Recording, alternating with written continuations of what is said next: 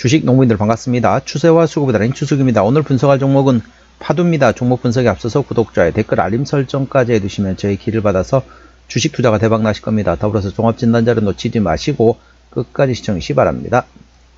네, 파도 아주 강하게 지금 상승하고 있죠.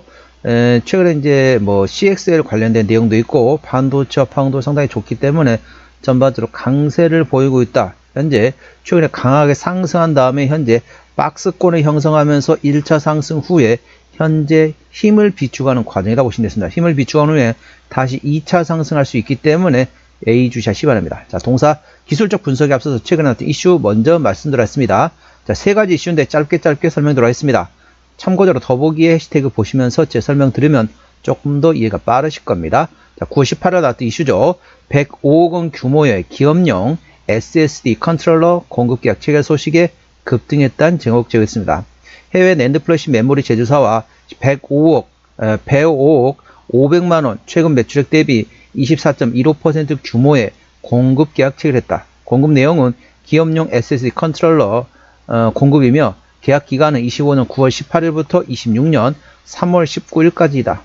이와 관련 이번 계약을 통해서 글로벌 낸드 플래시 제조사와의 협력 관계를 강화하고 해외 시장에서 SSD 컨트롤러의 공급 기반을 확대할 것이라고 밝혔다. 자, 두 번째 이슈, 자, CXL 관련된 내용이 됐습니다. 9월 5일 나왔던 이슈죠.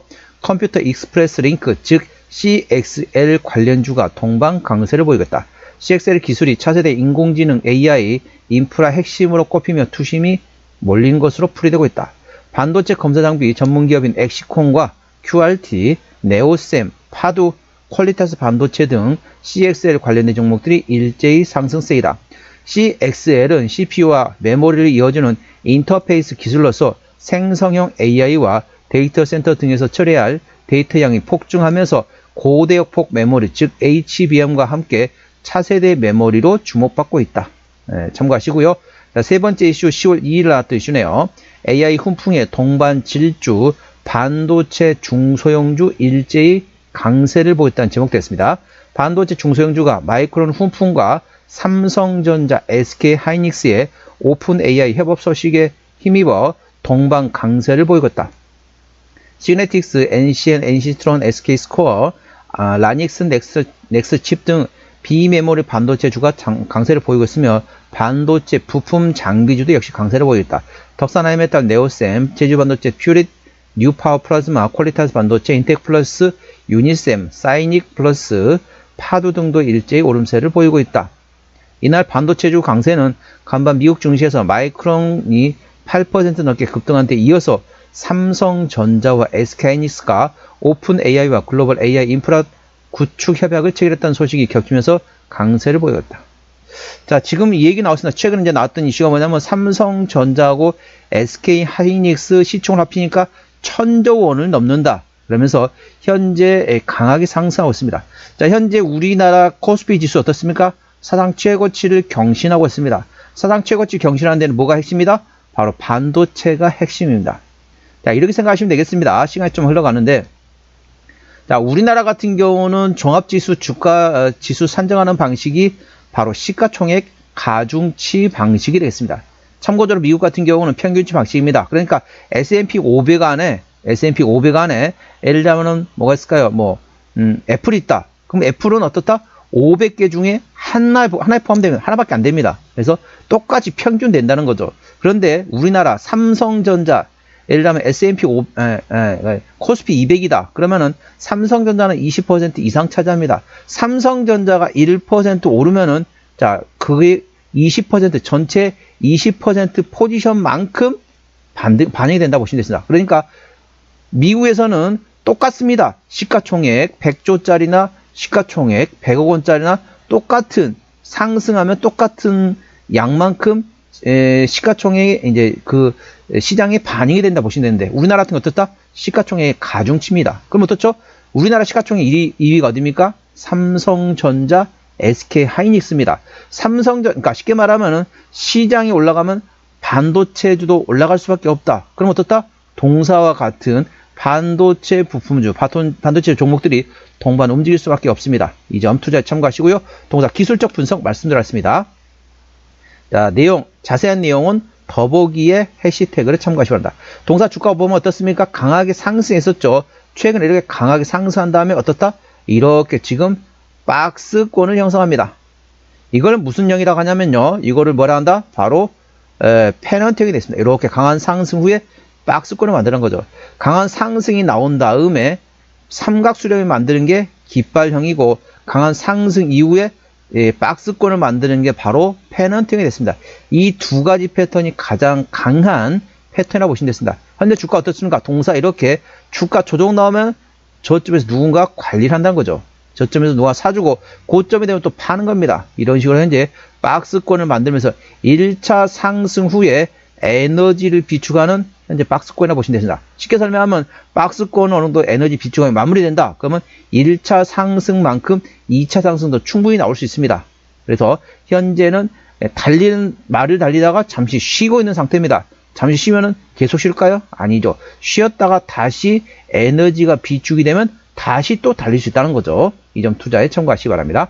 현재 관점 항대하고 지지대 말씀드렸습니다. 오늘 8%대 상승하면서 정규시장에서 23,250원에 마감된 상태입니다.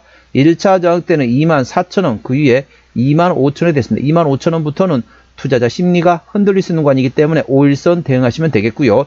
현재 관 지지대 같은 경우 1차 지지대 22,000원, 그 밑에 2만원과 18,000원, 16,000원, 15,000원, 13,500원, 11,000원, 9,000원 권이 있다는 점 참고하시면 됩니다. 고점에서 차익 실현하시고 나서 재매수 위치는 종합진단자료에 있기 때문에 동영상 끝까지 시청해 주시기 바랍니다.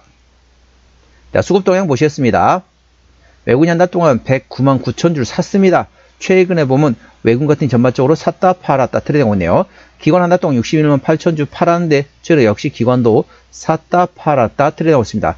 금투 사고 있고요. 보험 팔고 있고 투시는 트레이딩. 자, 연기금은 사다가 현재 관망 상태, 사모펀드는 트레이딩하고 있네요. 참고적으로 동사 같은 경우는 외국인이 핸들하고 있기 때문에 외국인의 수급 동향을 A주시하시면 되겠습니다.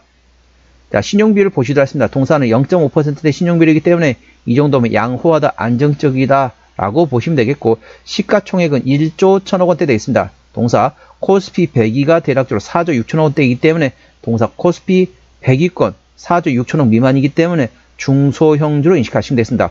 코스닥 종목도 4조 6천억, 코스피 100위권 정도 시가총액 이상이 나온다. 그러면 대형주로 인식하시면 되겠습니다.